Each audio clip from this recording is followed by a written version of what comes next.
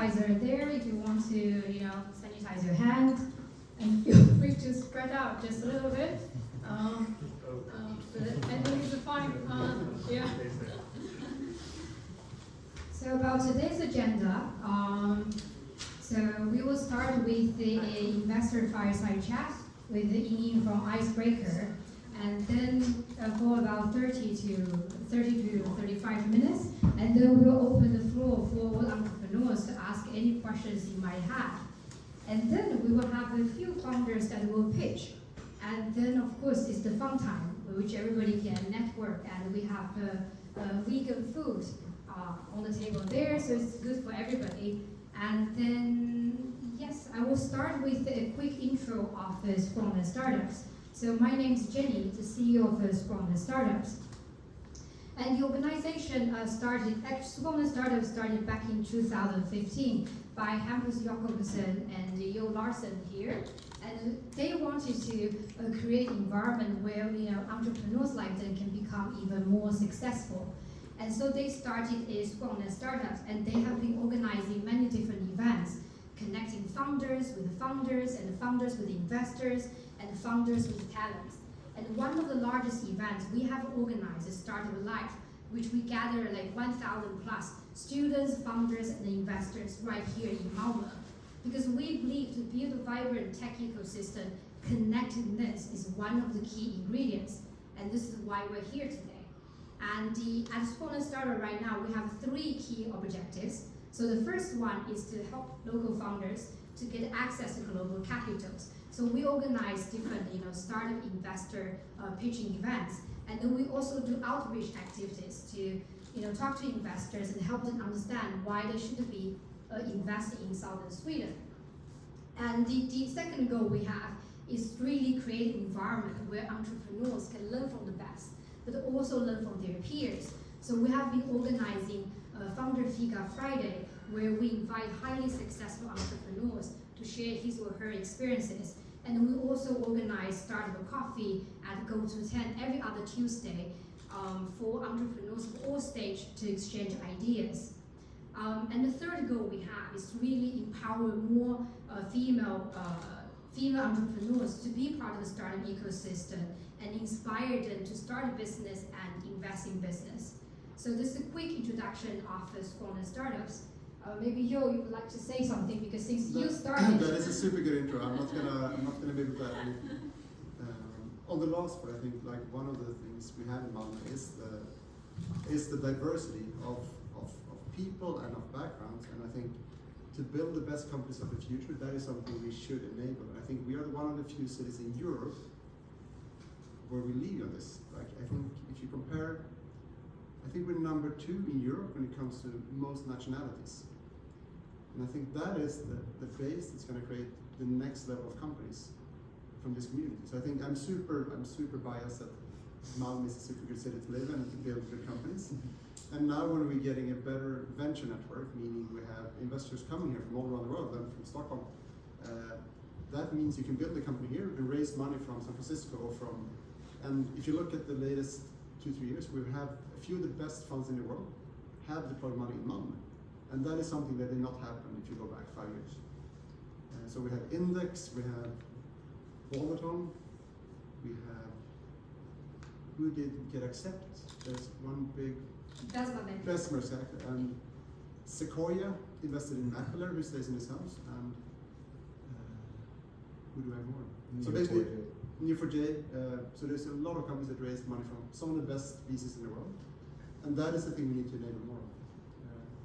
And yeah, that is, but otherwise super good info, just adding on that side. Yeah. And about Scrum and Startups, we work with all the ecosystem partners here in Malmö, Lund, and Helsingborg. So we are very grateful to have our partner, The Ground, sponsor us this very cozy venue to do such events. And unfortunately, the CEO of The Ground is sick today, so I will try my best to do her part. And so The Ground is a co-working space started by Hampus Jacobsen and a few other Swedish entrepreneurs, and they wanted to create a physical space where entrepreneurs can exchange ideas and learn from each other. And here at this house, there have been some really successful startups we had the Modcap, which is acquired by Cisco Ventures, and Mapillary, which is sitting on the top floor here, which is acquired by Facebook. So if you want to get a space here, come talk to me. I will direct you to Timar. Yes, and I'm also very grateful to have Icebreaker to sponsor us this event with the food and the drinks. And finally, before we jump into the fireside chat, is regarding GDPR. So our marketing team will be taking some photos and videos, but if you don't want to be popular on social media, do let us know. We will not take your photos. So yes, we will start with the questions, and this is a very, very informal setting. So if you have any questions, feel free to jump in. But here we have collected some questions from the local founders, which will be directed to Ying. But Ying, first of all, thank you so much for being here. Do you want the microphone? Yes, please. Yeah, maybe. It's on. So Hi. please tell a little bit about us. Sorry, not tell me about you. I'm sorry. Hi everyone, my name is Ying-Ying and I'm part of the Icebreaker.vc team. So very, very happy to be here. This is actually our first sort of external event since March 2020. Feels like centuries ago. So it's very, very nice to actually get to meet face to face, and hopefully if things allow, that we will do more of this kind of smaller size community events going forward. A little bit about Icebreaker, because I'm not sure if everyone knows us yet, but we are angel and pre-seed stage investor based in Stockholm, Helsinki, and Tallinn. So we have office in these 3 cities. We have a team of 12 people, also across these 3 locations. And today we are focusing on, as I say, like angel and pre-seed stage investment. So the usual ticket size, the first ticket is up to 8 million SEK, or 800,000 euro. And we are vertical and non-state, meaning that we do all kind of different investments. And we are looking for investment opportunities from Sweden, Finland, and Estonia at the moment. Or like teams from here, but the company might register in another country. That's totally fine. So we are investing from our second fund. It's a 100 million euro fund, and so far we have like 60 to 65 portfolio companies already. Most of them are in like the pre-seed stage today. But then some of them from the fund 1 have eventually grown into like Series A and B. That's a little bit about us. Thank you. And I think you has a question. I can ask many questions. First of all, who are the people in Sweden? Because that is for the people here.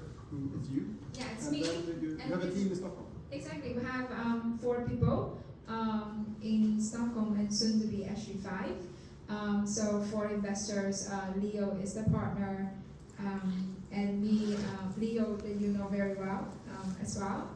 He used to be an entrepreneur himself, so working with various startups before, but the most known one was probably he was the co-founder of Rap, which was a fintech company that founded, I think, in 2013, 14. And it's me, and we also have Tunda. He is from UK, but now based in Stockholm.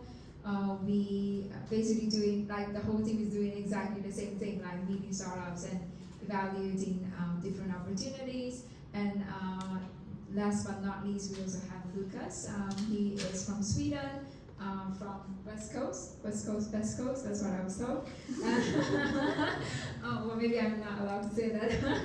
So that's the current investment team setup, and we will soon have a head of software joining us that's more focusing on like the automation part of our workflow. And I think this question might be very relevant to all the early stage founders here today, is that what kind of criteria and what kind of traction do you expect to see in the founder or in the startup in order to consider to invest? Yeah, so It's very hard to give like a one answer that fit all companies, but if I'm trying to be like, over simplifying, then we are looking for basically like 3 areas when we evaluate a company. So first of all, it's like the team, like domain expertise. So it does not need to be like you are like, I don't know, like scientists in this field, like by training, but then you somehow we want to have the team that know what kind of problem you're solving, and you have like a deep understanding of the market that you are going after. So it can be like, for example, you have built similar product from another company, or you have been, okay, the target customers of your current product and were very frustrated by the previous or like existing solutions, so you want to try to build something yourself. And second is the market. So of course we want to see that the market is big enough, and hopefully it's a global market, that eventually you will be able to scale your company into other regions. And the last part is like the product. So I would say products like a little bit depending on like different industries. So there are some industry that you just have very high defensibility. So that is of course good. But then if the product has less defensibility, usually in the space of B2C products or more like consumer focused product, then we would like to see sort of what's your unique take on the current problem that you're trying to solve. So if you're just telling me that you want to build like Facebook #2, then I would ask you, why do you think you can do better than Facebook, and what's your approach, go to market, or your pricing approach, etc. So we would like to know more on that too. Very long answer. I have a follow-up question on the market side, because that is something that is, like, what is a large enough market? Like, how do you know if your company is VC fit? Like, what type of outcomes would you look for? What is a large market? It's super hard to understand from the outside, and there's no good answer. But usually, when you're building a startup, you are focusing on the here and now, and you look at you're building catering, for example. Catering, yeah. And then you're looking at in Sweden we have these many caterers. You're trying to figure out how much money is in that. But like, the question is like, what is large enough? That is quite hard. Yeah, it's very, very, I mean, there's no right answer to that, right? And even like sometimes like we as investors, we don't know the answer.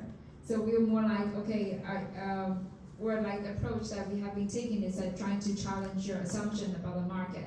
So if you say, okay, you can take like 5% of the market, then I will actually ask you why you think you can only acquire this 5%. Is there any sort of areas that your product can naturally grow into, but that you have not thought about?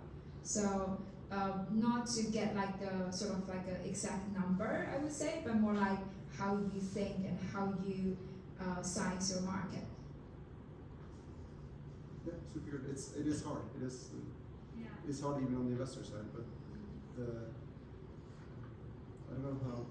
Like, but for us, it is also trying to figure out is the outcome big enough to for us it's basically to return the full fund. So we look for an outcome that will return the full $100 million that we have in the market, saying not as big.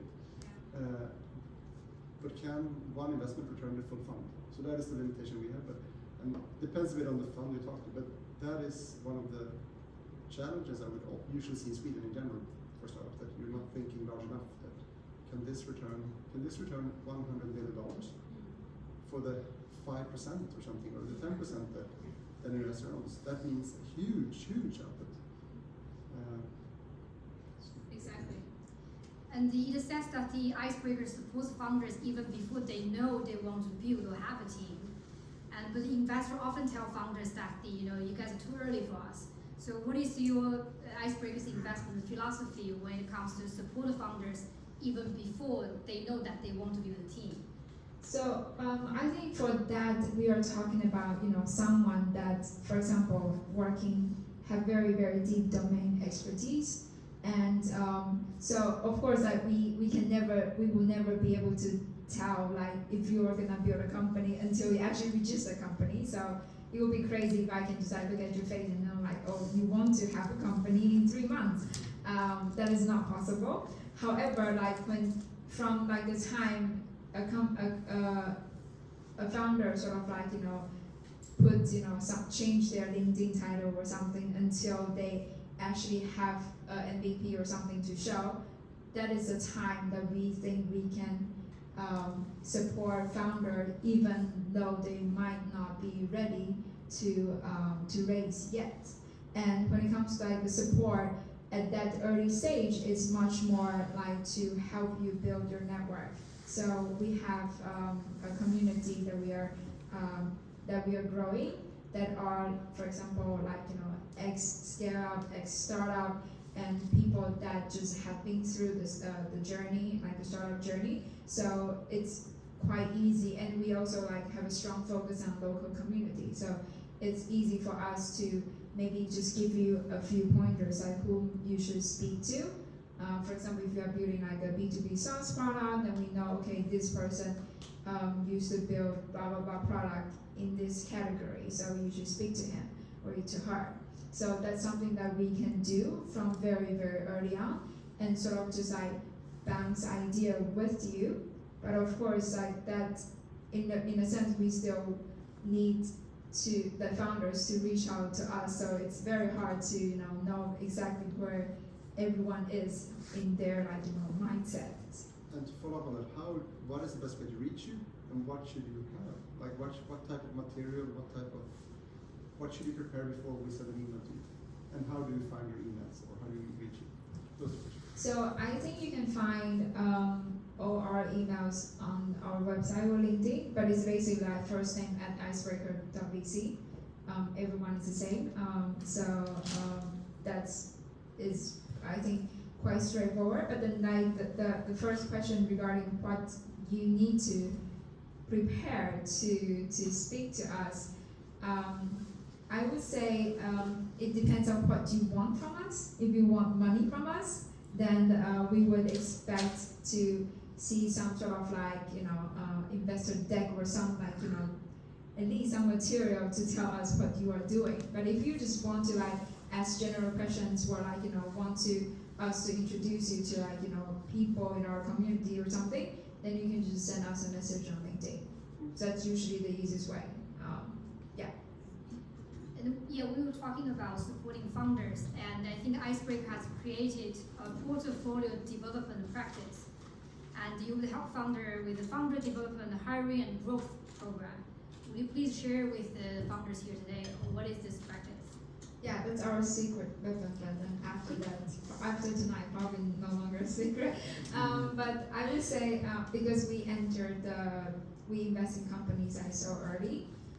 So after 60 companies, you sort of understand what companies need at which point of time, and that's why we have sort of a best practice in house that we know. For example, okay, let's say we invest in this company today, and then the goal is for them to raise a seed round in 9 to 12 months. So what do you need to do? Like 1 month from now, 2 months from now, 3 months from now, and then 6 months from now. So that's sort of based on like our experience growing the companies from our portfolio, and also because we target this stage so specifically that we basically know what kind of challenge that you will face. So we can actually tell you early on that you need to start to think about. One thing that actually a lot of early stage founders didn't think about, and that is very important, is the hiring pipeline. So I think founders usually think about hiring when they actually have the money in the bank, and that is a little bit too late because here you need to interview people, you need to onboarding people. Sometimes they have a notice period of 2-3 months, and 2-3 months can be so crucial for a key function in a startup. So you should actually start to think about it as early as possible. So let's say if you get 5 million say tomorrow, who are you gonna hire? And if you get 10 million euro in 3 months, who are you gonna hire? So that's like something that I think you should always keep in mind to have. You don't need to have exact name and list of people, but then you should have in mind all the time that okay, if we want to grow this fast, and how many, for example, engineer we need, and if we want to expand, what kind of growth people do we need? So in this way, that you can prepare yourself, because I don't know, you never know. Maybe tomorrow Sequoia will be knocking on your door, and you will just get 20 million from nowhere. I think that is also very. It's not so usual when you talk to Swedish teams in general. Yeah. But when you talk to teams around the world, it's a different time scale. Like you have a year to basically use most of the money and reach the next threshold. As you say, if you don't have the pipeline, you're trying to hire people. It takes half a year to get the people in. Yeah. And then you need to start meeting investors, and nothing has happened in your company, even if you raised money, because you haven't had the time to do anything. So I think that is having a high speed is super important.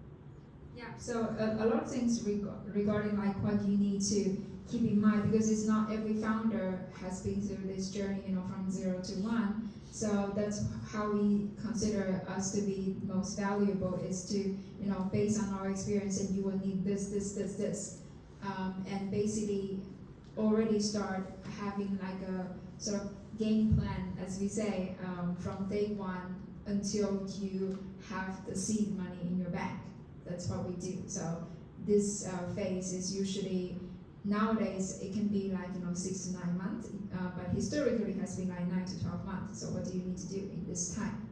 And how you're gonna grow your team, how you're gonna grow your product, and how you're gonna go out and conquer the world. That's something you definitely would need someone to guide you through. Yeah, I agree fully. Yeah. And if I follow up on this, I think at your stage, who are you who are you competing with? Because there's not so much competition. If you look in the Nordics, there's very few funds that would invest before Simple. But if you would name a few competitors, who are the main ones? I would say we are competing with larger funds, scouts. Yeah, that's true. I would consider to be maybe the biggest competitors, because they just have this brand shining at the back. So I would say they are our biggest competitors, and then second, very very prominent angels. We have quite a lot of them in Sweden, at least, and Finland as well. Yeah. For example, I don't know, It's Vinnova in Sweden. You get grants and you Exactly. have to give equity, and then Exactly. And so I don't think in terms of VC funds we have that much of competitors, because as you say, most VCs in Nordics at least are investing from seed onwards. But I think it's also a good thing for us though, because there's no one takes such a systematic approach this early. But we don't know, because seed is the new A, and maybe pre-seed will be a new seed in 2 years, and then we were talking about Can you competition. say something about that to the audience, in terms of what is happening? If you're not in the venture scene, if you're building startup, maybe you're not following the changes of valuations and names of rounds. Yeah, so I think, because you have all of a sudden SoftBank of the world and Tiger of the world all scouting in Europe aggressively, and before that was not really the case. You have been this community ecosystem for very long, and that just happened literally the last 1 to 2 years. Yeah, true. And now all the big US funds have office, even people on the ground now, and they used to fly in maybe every half a year to just meet companies here, but then now they have a whole team just to invest in European startups. For example, you have Sequoia is here, and you also have Bessemer Yeah. here as well. And historically, you have very strong like VCs, but now they are like doubling up their game. For example, like Index, Excel, just announcing like really big seed funds. Yeah, there's a few funds that are like 5 times the size of a regular seed fund. Exactly. So like Greylock yesterday just announced a $500 million seed fund, and that's insane. Just 2 years ago.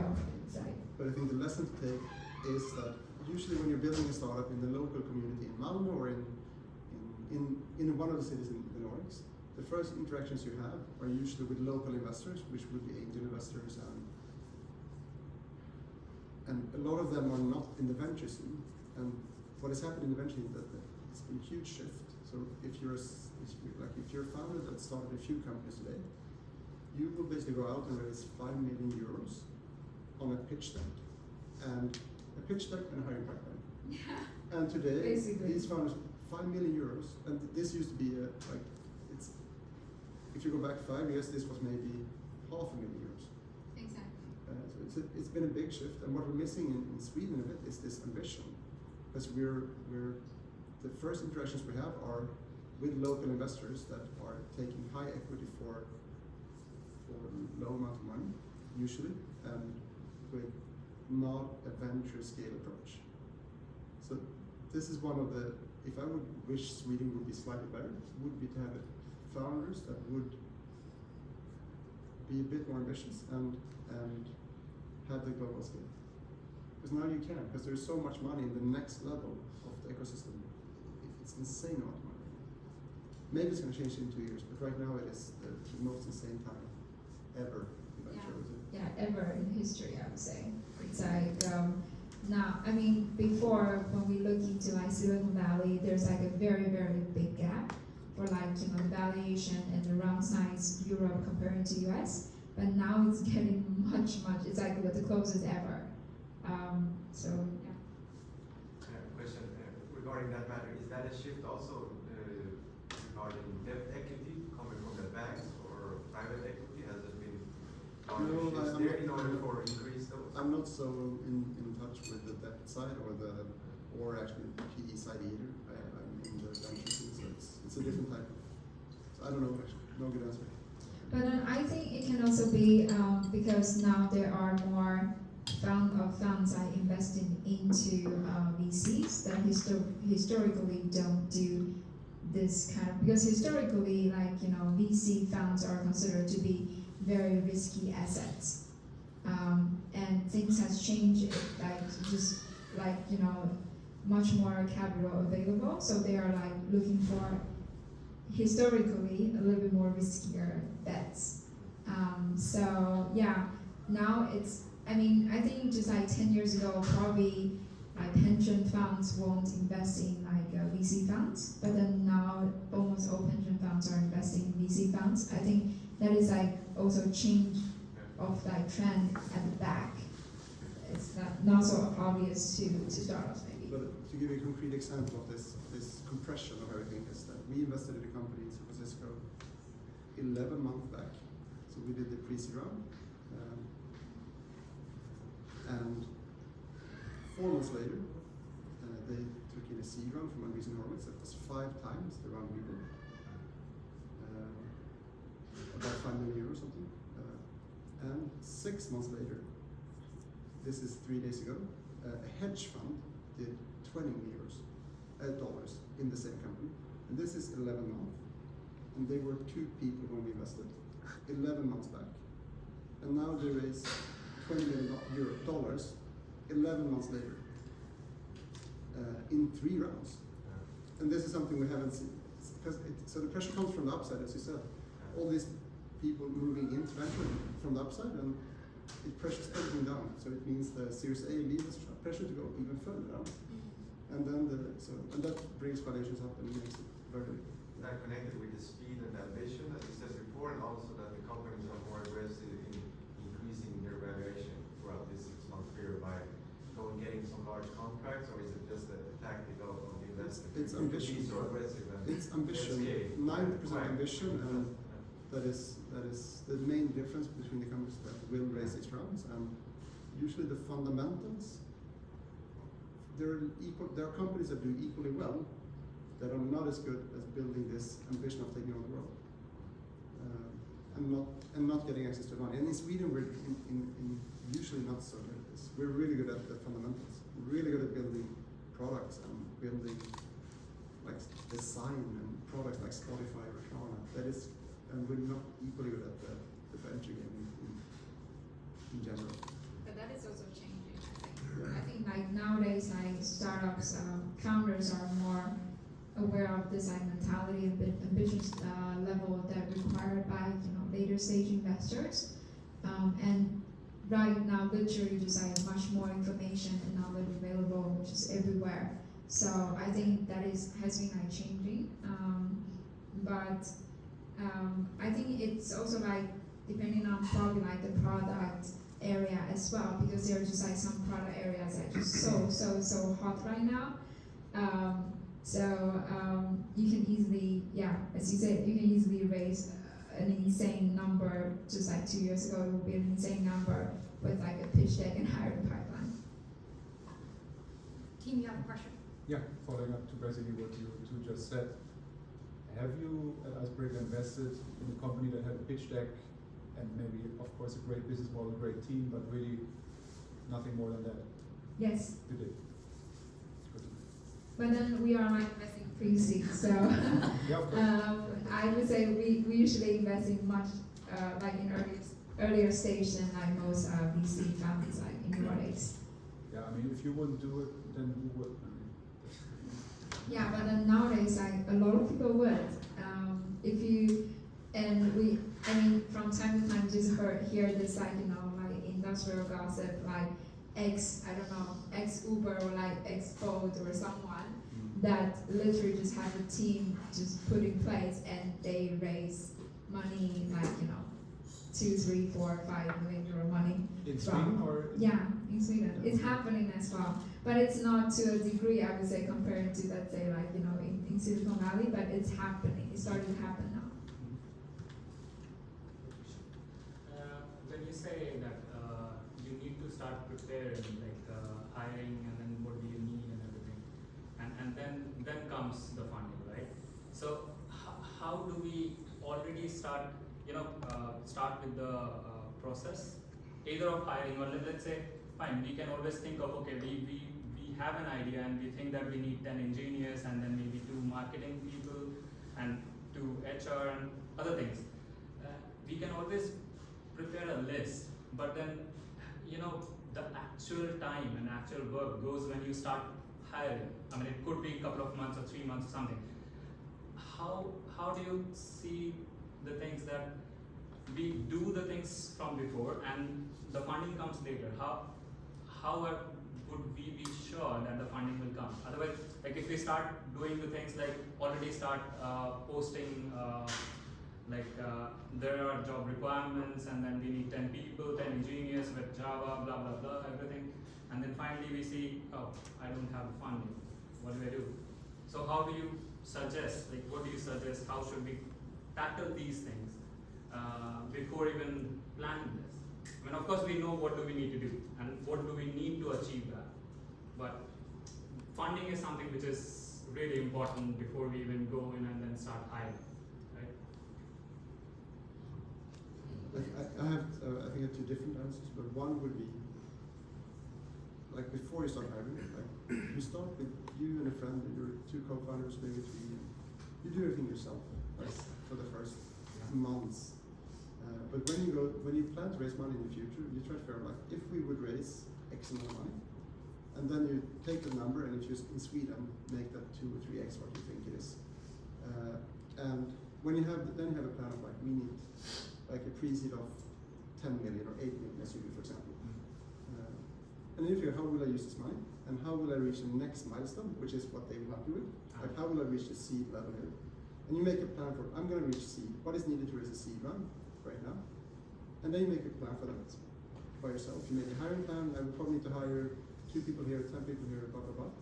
And then you start working on this. You have a plan, and then try to figure, maybe I have 2 people that would be good role for it. Talk to them, convince them to join, show that you can hire people without having the money. You tell them like, when I have the money, you will sign this paper. Yes. You will try. And then when you come to the meeting, they say, yeah, we have this list, and 3 of them have said they will leave their jobs and take this big risk.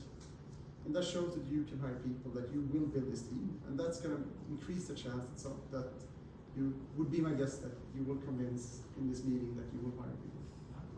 Yeah, so I just have like a sort of, I thought that to do it like more like on technical side, you can always put the ads out and started to collect names and started to understand what kind of people will be interested in working with you. Talk to them, practice how you should hire them, and basically, do what you say. Like tell them we will have money in like next month. Are you ready to join? And then you take that answer to the investor and say, we have 3 people on the list who I want to hire tomorrow. So that's like one way to do it. But in terms of like timing, I would not recommend to hire people unless like you have external funding in, or maybe you're like super rich from previous venture, like you're like very successful entrepreneur and you have like some spare capital. Then of course you can do that. But then when we look into like pre-seed stage, the team is usually like the co-founders. So 2, 3, maximum 4 people, and that's like the team sort of we usually speak to, and they start to hire when we put the money into their bank account.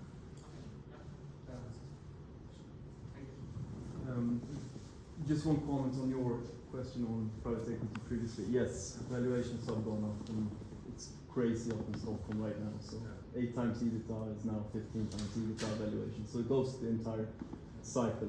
But thank you for very interesting discussions here. On that particular topic of hiring, what's your view on using option programs already, maybe even pre-funding? Hey, we're 2, 3 co-founders who have this great individual over here. We need her or him. Why don't we think about an alternative solution? So that's kind of one question which I would like to hear your perspective on. But also secondly, in terms of valuation, and thank you for hammering in the point, Joel, that ambition is 90% of the struggle. But if you go to, say, 800,000 euro max on a pre-seed round, what should us as founders here think in terms of how diluted will we become, and kind of what should we expect from you guys in return? Because I think 800,000 euros is, on the face of it, quite a lot of money. In this region, particularly, you can get very far on 800,000 euros compared to Silicon Valley, for example. Maybe it's 1 to 10. 800,000 is 8 million over there, I expect, in terms of salaries. 1 to 4 maybe. Yeah, in terms of rent. In terms of cost, exactly. Yeah, exactly. So overheads are just incomparable. But at the same time, it's also a dilution game for the long play, obviously. So 800,000 now might be great, but it might, at 25% of the company in pre-seed, maybe not. So just kind of your perspectives on that too. So it's one on the option side as a trigger, and 2 on the funding side and dilution. Yeah, so on the option side, because the company we invest are so early, so they usually only have this, or like for Swedish company, they usually only have this, någonting kapital. So that they don't even have like, they don't have like a lot of like share already registered in the company. They just have these things that minimum required from the. Yeah, they just have the initial share capital. Exactly, share capital. So in that case, like most companies don't have any plan for an option pool. But what we do is that if you don't have any option pool already in place, then we usually want to see it latest when you're about to raise seed round. And that would be 10%? Yes, 10% is a good benchmark, yes. And I think every seed fund in Europe will enforce between 7 to 50% depending on fund. Sure. So yeah, we usually want to see like 10%. However, we don't need you to have that before we wire the money. Sure. so to speak. So it can be like, part of the work that we support to help you to build the option pool that makes sense for your company. And the second question, I think, is more about cap table. Yeah, kind of. So when you raise pre-seed, a good benchmark is that you should have around 90% of the company belongs to the core team. Core team is like, key employees, if you have any, plus the co-founders. And that will, just going down the calculation, that will be enough when you raising, like, for example, like Series A or B, you still have a decent chunk of the ownership. And in terms of like the ownership required from investor, at pre-seed and seed, a very, very rough industrial benchmark is like 15 to 20% right now. I don't know if it's gonna change. It might change because the environment has become so much more like, founder friendly. So this might change eventually. But in the Nordics, that is still the rule of thumb right now. I would say we've done 14 investments so far with our fund, and the seed rounds are usually between maybe 18, 19 to 22%. That is kind of the range that we have seen where we follow deals. Will there normally have been a pre-seed round first? Yeah, So straight into seed? we've done a few that are more day zero companies, which means strong founder team plus pitch deck plus good plan. Meaning maybe it's a large pre-seed maybe nowadays, or but the dilution part is important. I think in Sweden we're not as good. Like I love Sweden and Malmö, but there's a lot of stuff we are not as good at. And Malmö is doing better than a few other cities. I think, for a second, Gothenburg is doing really bad in terms of dilution in general. I think it's depending on the city and the ecosystem and the first investors you have and how those ecosystems works. In my previous, before I started this, I ran an accelerator, and we did a survey with a lot of investors, asking them for data on how they look at dilution at different stages. We basically asked pre-seed investors, seed investors, and Series A investors, when you invest in a company, what type of dilution are you okay with? You said 90%, for example, of pre-seed, which is the number we had as well from the survey. And then we also met seed. So we basically asked them, when would you skip an investment? Like totally not look at it. Like when would you see a negative signal, meaning you will still do it, but it's going to add to the negative side of the thing. And when do you think it's optimal? And I don't remember the full numbers, but Nino at Fast Track Malmö has all the data. He posted it last week or something. So, but it's also it's also like 4 years old now, because when I did the survey it was 4 years back. So the numbers would be a bit lower today, would be my guess. Like you accepted more dilution 4 years back than you would expect today. And anecdotally for us, it is. I would say if we see more than 30% when we invest at seed, it's a challenge, and we will try to figure out what happened. Why is this like? What is the setup? 30% of like owned by the founded team. Yeah, if we see more than 30% dilution when we invest. So if the founders have less than 7%, when we would invest, we would see an issue and try to figure out if it's solvable, if we can change it. And the usual setup for us would be to issue a higher. And there's a few ways to solve it, but one way is to issue more ESOP, stock option pool, when we do it. And that's going to sadly dilute previous investors a bit and say, we'd love to do this is term sheet, but it's basically 15% ESOP or 20%. And we want this 10% to go back to the founders, because we think it's important for them to continue building this for the next 10 years. And that is how we see the world. But it's a bit different. Can you tell us a bit more about what you said with the option pool? I'm not familiar with that concept. Is that for like future employees and so on? What that is for? Okay. So it's so option pool is like basically a percentage of your ownership set aside for you to incentivize future hires, because it's not like you can give like Google salaries up front, but then you need to have something else to compensate their that they come in so early as employee. So that's where option pools come in. But then back to what you just said with the 70% or 30% dilution, it seems quite easy to reach that when you, let's say, come in, have 20% and then a 10% option pool. It's included in the 7%. That's so, included, yeah. okay. So the thing we're looking for is equity that's gone to investors or equity that is lost, meaning Exactly. previous employees or something where you lost equity. That is a problem. So, Definitely. and yeah, avoid, that is probably the biggest mistake in the Nordic world. You give equity to people that are not building the company early on. You give it to a professor, a friend, somebody was part of the company, gets 5% for nothing in the beginning, or 10%. And that is a blocker in many stages. And you can't fix it, it's hard to fix. It's actually Exactly. to the point to what you were asking before, how can I hire people without having money in the bank? And Yes. you can work with an option pool strategy to attract them, right? Yeah, So yeah. let's get on this boat together, and when we get funds, your options will kick in.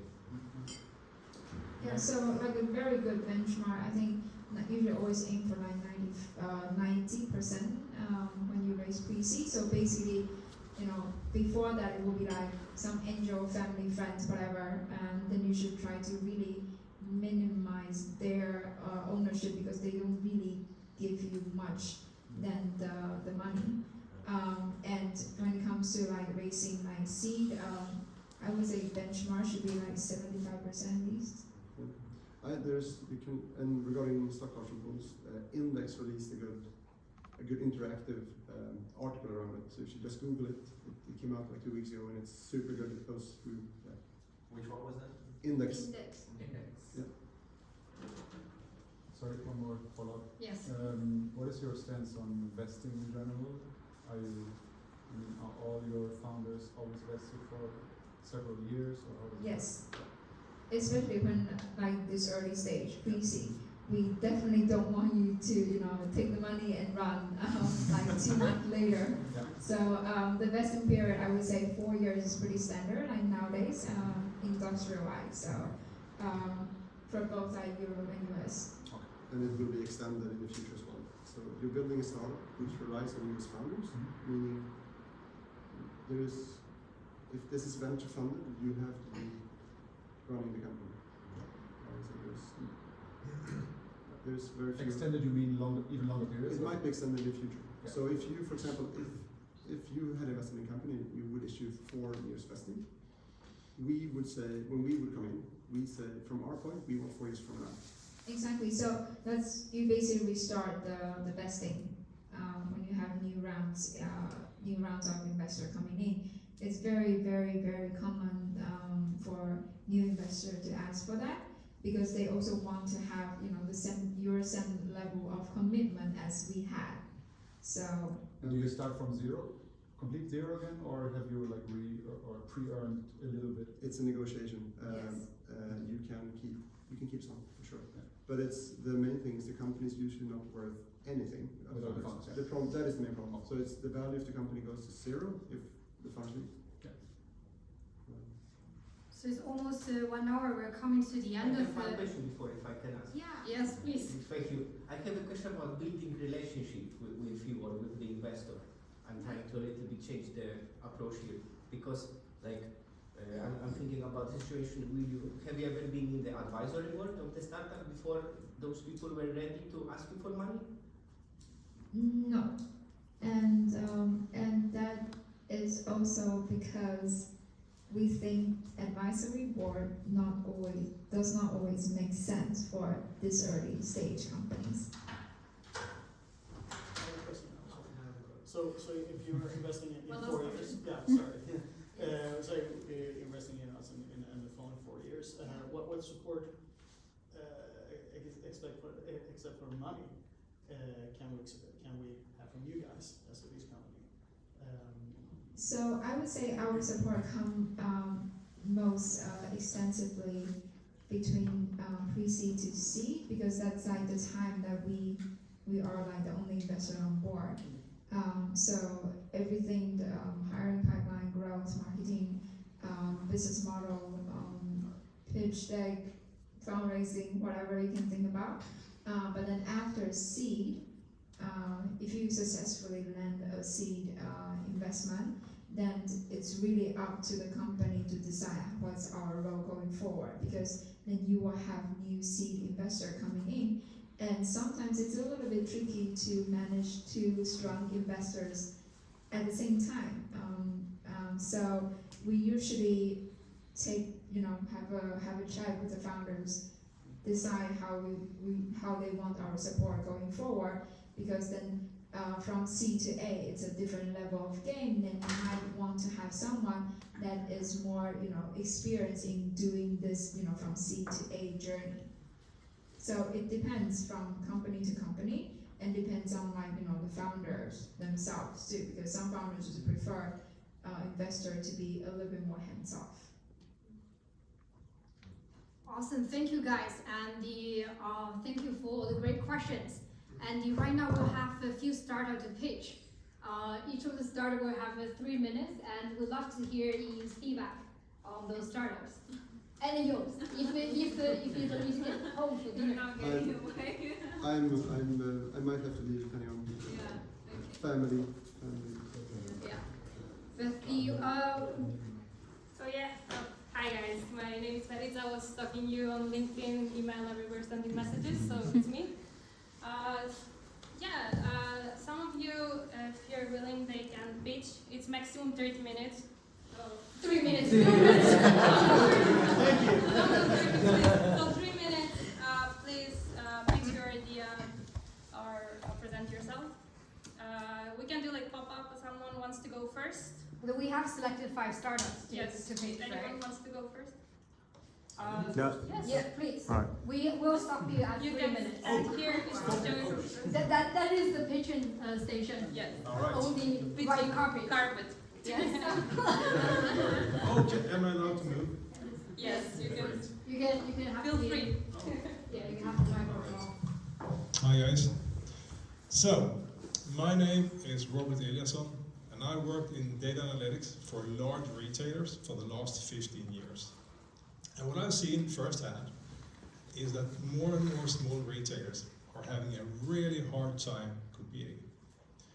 Larger retailers have the resources, e-commerce is killing it. We also see prices, both for employees and for retail space, going up. And on top of that, we are demanding more, because we want opening hours that are great, we don't accept queues, and on top of that, we also want transactions to be super smooth. For small retailers, that is super hard. That is the reason that my colleague Raymond, who isn't here, and I decided to start Honest Box. So Honest Box is creating a technical platform, a SaaS platform, making it possible for retailers to set up and run and operate a store with no staff on site. So for a consumer, they can go to this unstaffed store 24/7. There's never any queues because everything is happening on the mobile. And it's super seamless because, again, transactions on your mobile phone. Do you want to go with Swish? Go with Swish. So we've been doing this for a year plus change. Almost a year and a half. We've had the good fortune to reach 100 plus customers, and they are operating 150 stores, and they've done 250,000 transactions. And our current ARR is 75,000 euros. And we're trying to continue this motion. So we do that here in Sweden by talking to chains, which is new. We're trying to find twins for the customers we have. We're also introducing ourselves into the Baltics in October and in the US in October. 2 new stores for our customers. We're now looking for capital. We're trying to reach 1 million euros ARR within the next 24 months. And if you're interested in joining us in this journey, well, let me know. Thank you. We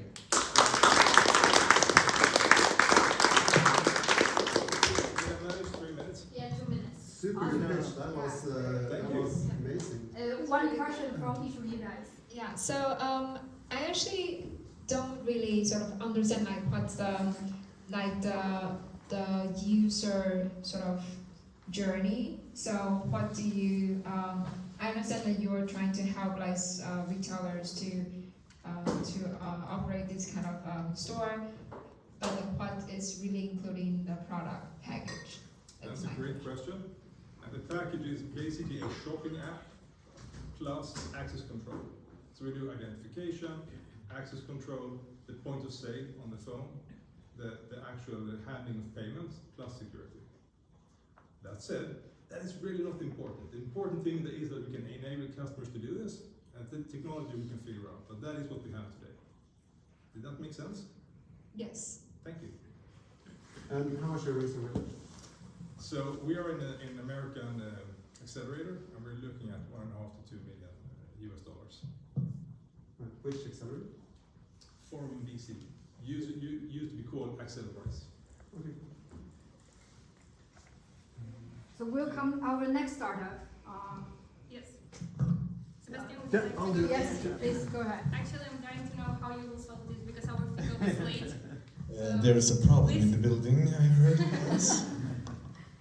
So, my name is Sebastian, also called the Cater King, which is also the name of the company, Cater King, of course. So have you ever tried to order catering online? We're not talking Foodora, where you get bicycle food and so on. Have you tried catering? Yes, Yes. Yes. What happened? it arrived usually on time. It was, sometimes it's cold. So. Yeah, Maybe it so. happens. But for example, this time was super late. Thanks God it looks good, so All right. yeah. So that's something what happens with catering is you have large volumes of food trying to get into place.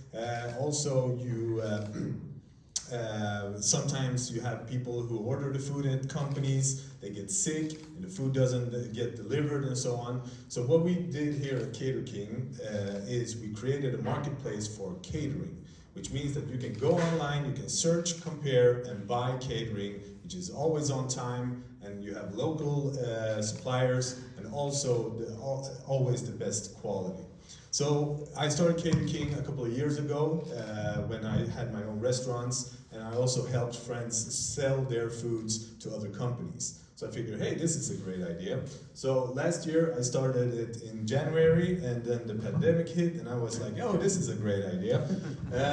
But what I noticed is that during this time, I actually saw that companies are struggling with this problem. They need more suppliers. They are usually very comfortable with using a lot of different suppliers, which gives them a lot of headache, a lot of ordering time, and so on. So what happens at Cater King is that you can go online, you can search within 1 minute, you can actually have bought food for over 200-300 people, and everything will arrive on time and at the same place from different suppliers. At the moment, right now, we're actually had a turnover of 500,000 SEK last year. And right now we're in a seed round, so to speak. So we're trying to raise as much as possible. And apparently I need to move to the US to get the bigger funds. But we're going for 500 to 800,000 euros at the moment to expand and scale up. And we plan to be nationwide by 2023. And with our eccentric business model and my partner here, who is the CEO, Jonas, who has 4 years of e-commerce experience as a CEO at a larger company here in Sweden. We know what we're doing. I myself am born into the restaurant business. I know what I'm doing. I love tech. I love food. So it's a perfect match. So that's Cater King. Also, I'm a customer of this guy, Honest Box, and we actually had a meeting with IKEA today. So we're having a pilot with them in 2 weeks for all of their employees at their new sites in Hyllie. Thank you.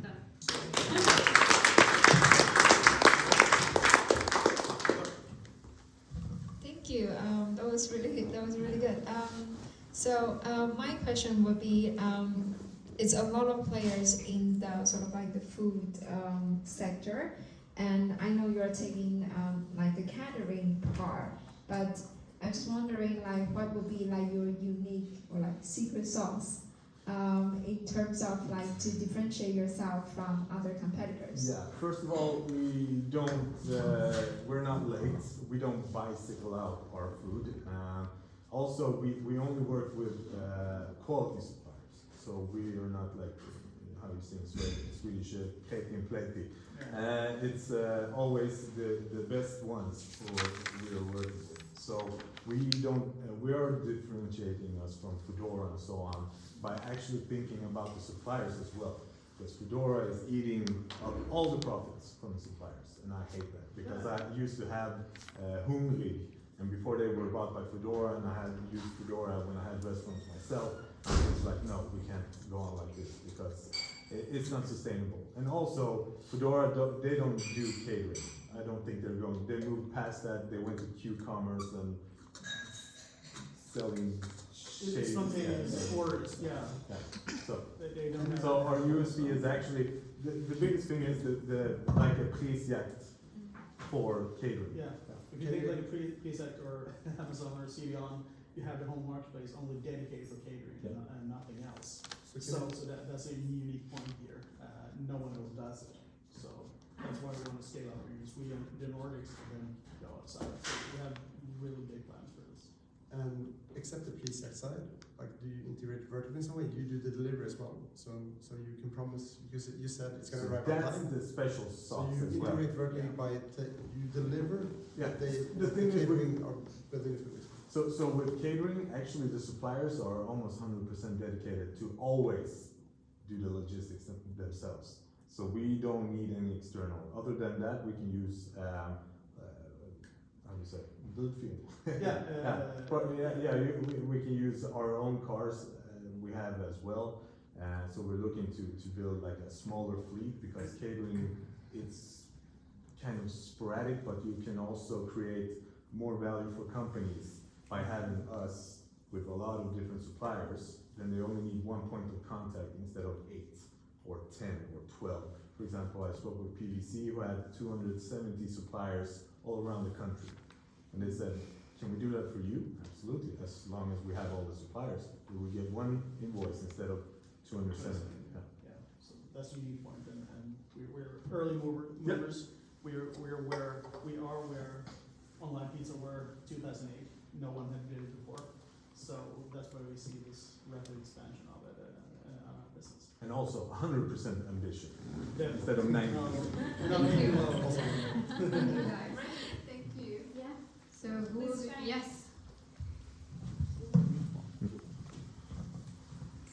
Hi everybody, I'm Brandy, co-founder of Nologram.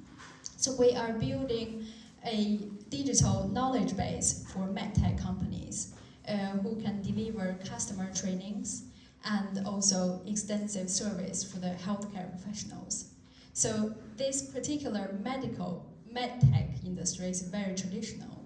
So they have a very complex procurement chain. So they need to sell their product to resellers, to vendors, and then the distributors, and then they will make a deal with the regions, and the region will deliver the product to the hospitals.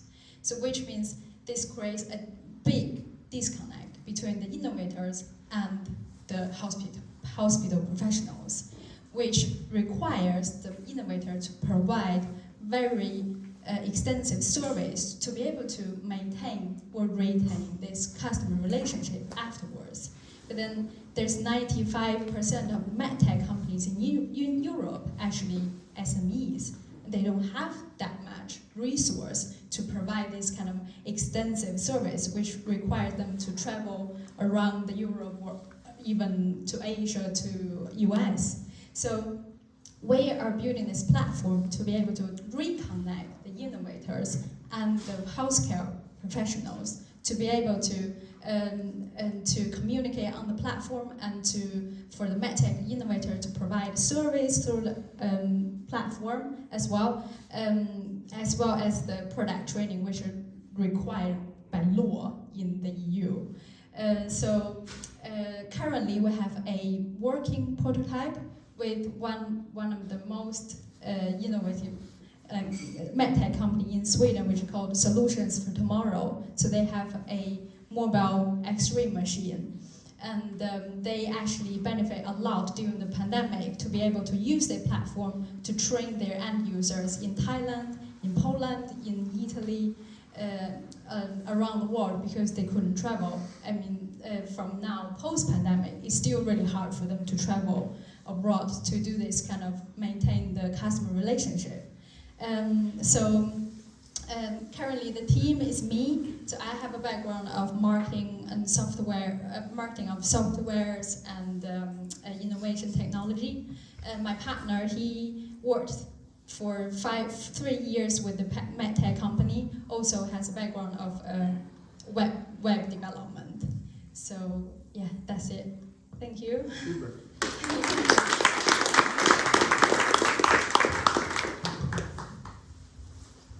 Yeah, so my question would be like your product is trying to connect like the two ends of this very complex like supply chain. So then what will sort of happen in terms of like the actual procurement process, and do you interact with any of these like reseller regions, etc., and if you do, in which way?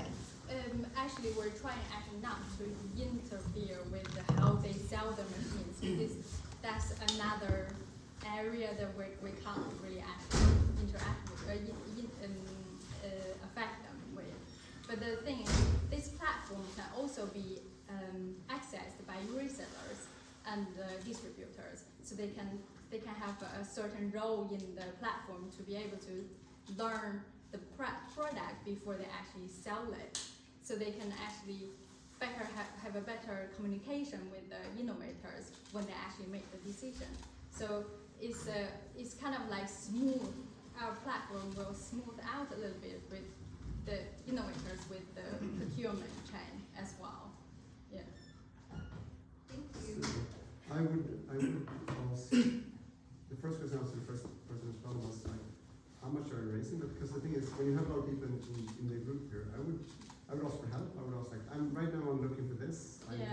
I'm trying to hire this person, or I'm raising money. So I would have an ask when you describe what you do. I would end with what you. Yeah. So we're now quite early. So we're actually not raising right now, but we're thinking about in 3 to 4 months when we launch our MVP, we will actually start to prepare the fundraising.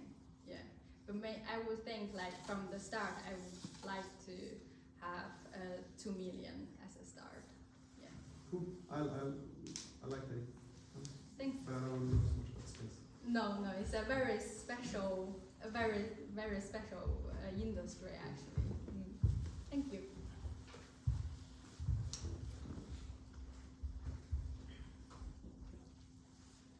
Hello everyone. Hello. Hi.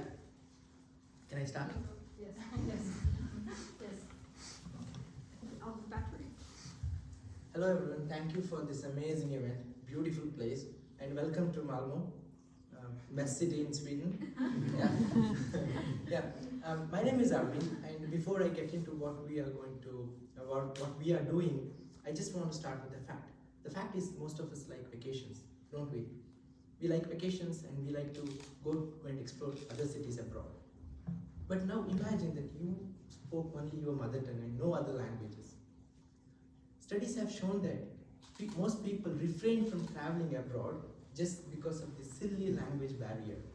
Studies have also shown that large chunk of these people who manage to go abroad without knowing anything apart from their mother tongue actually do not get to experience the city's local culture and heritage. This is a big handicap in the travel industry. This is also a big opportunity for us because we make apps that can give multilingual audio guides in the cities. We have launched an app for Scandinavia's largest botanical garden that can give multilingual audio guides. Not only that, it can give you your location on a map in the app. We have also built a cloud platform where we can put in as many apps as we want and scale it. Now we want to scale it and make this world more inclusive by providing multilingual audio guides to cities across the world. Please join us in our, in making this world a little bit beautiful. Now this is my partner Sigurd. We have been working on this project for the last 3 years now. We have bootstrapped. Now we want to scale it and we want to launch it to as many cities as possible. We want to launch one app for one city which can give more choices in language when it comes to languages. And we are leveraging on an AI engine to create contents and make an optimized tour route. Yeah, so that's. Thank you.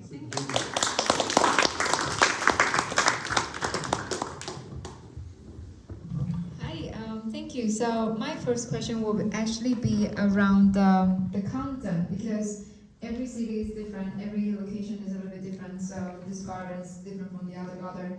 How are you gonna make sure that your content is relevant and you have sort of high quality content for all the cities and all locations? The first one.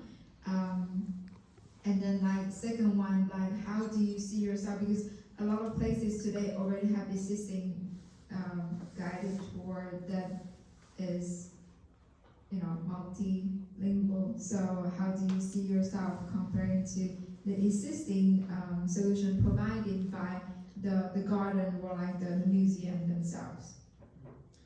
For the first question, and we were talking about it earlier about being prepared to hire people before you even have seed capital or anything like that. We've been thinking about this because this is a key thing to be able to scale up. So one of what you mentioned about AI is that the incredible tools that exist today, which we've tried to put together in the puzzle parts of our business, are giving us an incredible amount of content. So we need to be able to curate this to find the really interesting points in these cities. And every city is different, like you say. And that's one thing also the big players have missed, is that they have a platform which provides kind of the same solution for every city, where we want to have it customized for each city based on if you can bike or maybe you can't, you have to drive all over to be able to see these sites. So our focus is going to be using those local cities' best tour guides that can help us create those routes and also the content points that are of most interest for most tourists.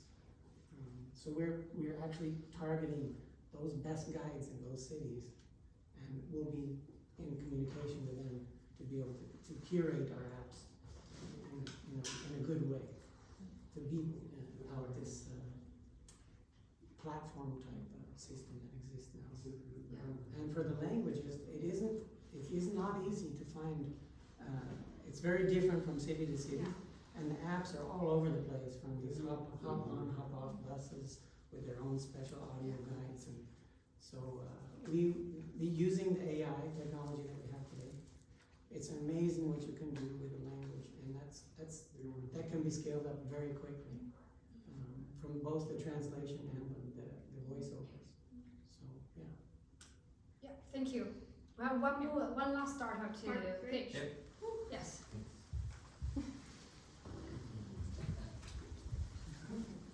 Okay, I'm going to start with a tip to you. Actually, I think you have a great data for affiliates, actually selling products to that group. I think you will have a great database.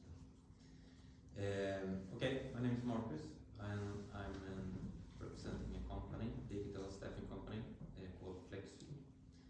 And we founded FlexU 4 years ago. We had a background from IT sector and e-commerce, and we saw a big change in the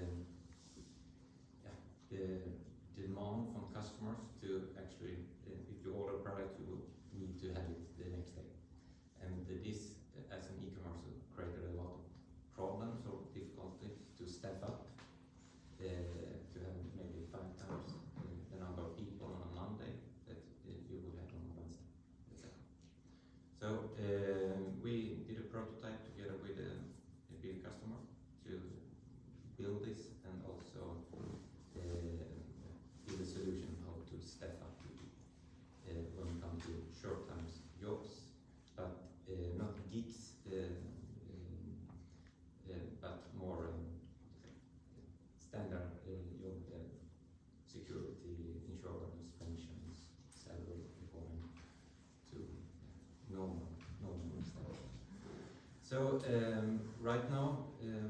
we sort of have developed this solution, and we provide both the technical solution and the people to quite a big number of last mile companies in Sweden, and we're growing quite rapidly. 9 million 2019, early millions last year, and it's keep on growing. And in Sweden we have not that many competitors that have a very digital staffing solution. There is some in Europe that also go into Sweden right now, but so we have sort of champions, quite traditional staffing branch with this digital solution that is making it possible to step up in some hours for people. So, and we have found our model for getting new customers, and so we are looking into how could we grow faster with external chat. Yeah. Thank you.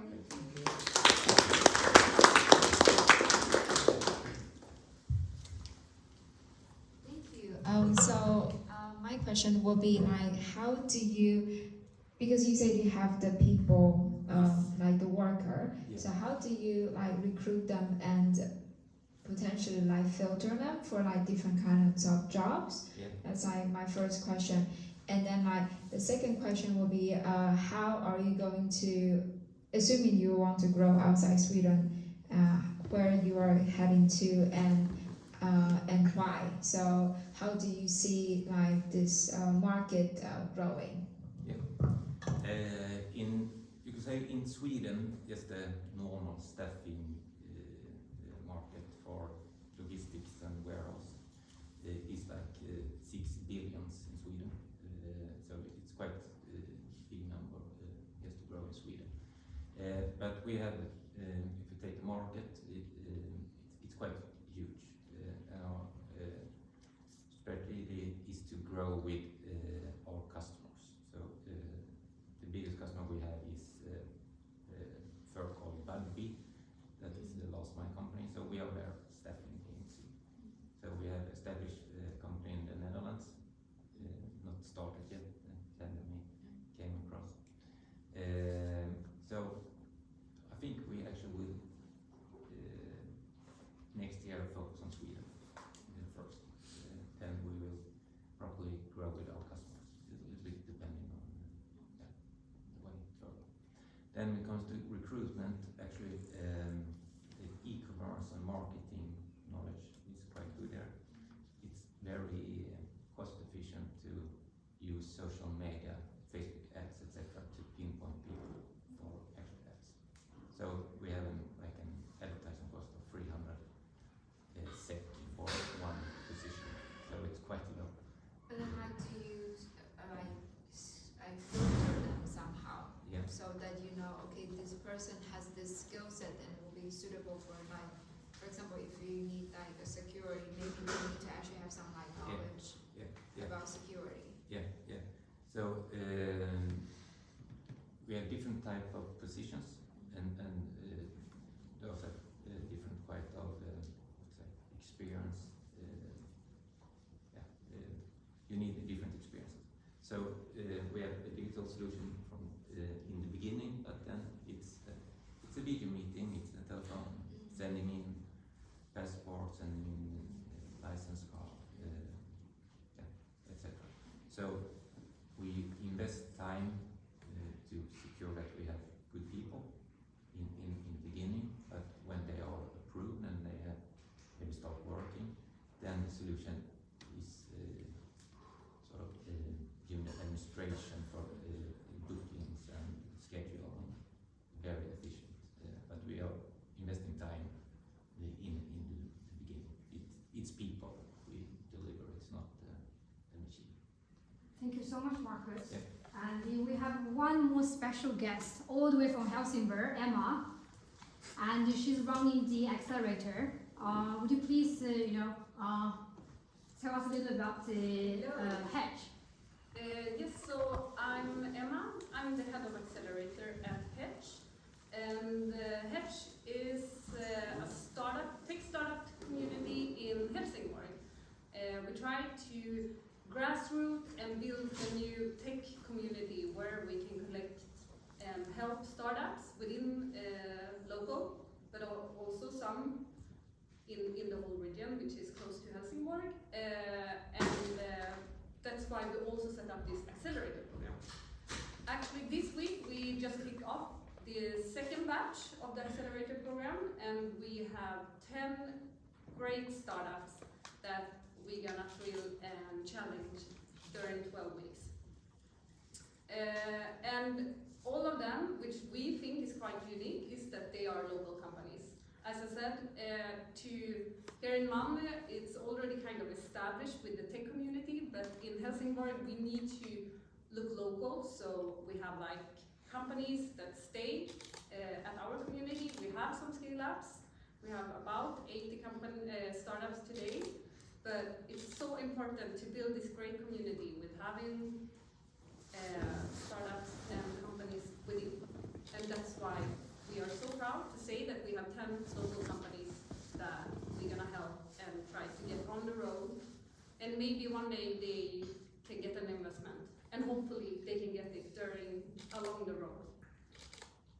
Thank you so much. Yeah, that's from Helsingborg.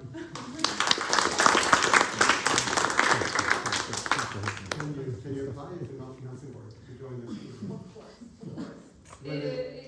Of course. We actually, I know that we have some companies from Malmö as well, and actually we have one company that also applied for 2 fast track, but they were a bit too early, and that was actually perfect for us because then we can like help them through and they can get more ready to potentially get into fast track. When is the next application date if somebody wants to come? We haven't set it up yet, but we will have one new accelerator in the spring. And it will probably be something together with Helsingborg City. They have the Expo H22 this summer. So we will probably try to connect so it will be some smart city tech accelerator. Is it going to be on campus or digital? It's actually not so digital at the moment. Yeah. People are coming back to the office, and we have a quite big office, so it feels like you are quite corona safe there. And you know what I mean. The offices are quite cool. Like It's one of the best, I would say, really is one of the best startup office there is in Skåne region. Yeah, for sure. And also, we were part of batch 1. We can vouch for it being very good. Right. I enjoyed it. And you can actually follow. We are working quite hard on content, so you can follow the accelerator program on our social media. We will post weekly updates during the process. So if you want to get inspired and maybe apply for our next one, so just jump on our social media, Hedge. Oh yeah, I think it is.